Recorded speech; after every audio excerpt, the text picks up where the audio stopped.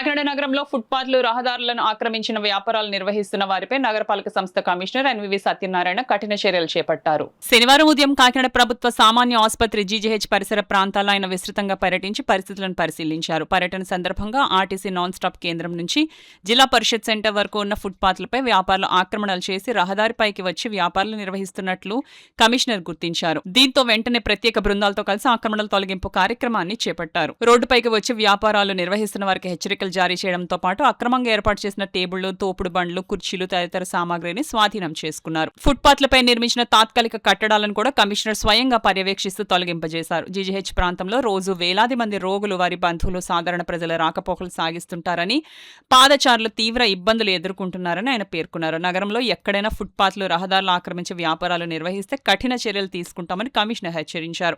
నగర సౌందర్యం, ట్రాఫిక్ నిర్వహణ, ప్రజల భద్రత దృష్ట్యా ఆక్రమణల తొలగింపు కార్యక్రమాలు నిరంతరం కొనసాగుతాయని తెలిపారు. ఈ కార్యక్రమంలో నగరపాలక సంస్థ sanitation inspector Satyababu, AE Adinarayana, సిబ్బంది పాల్గొన్నారు.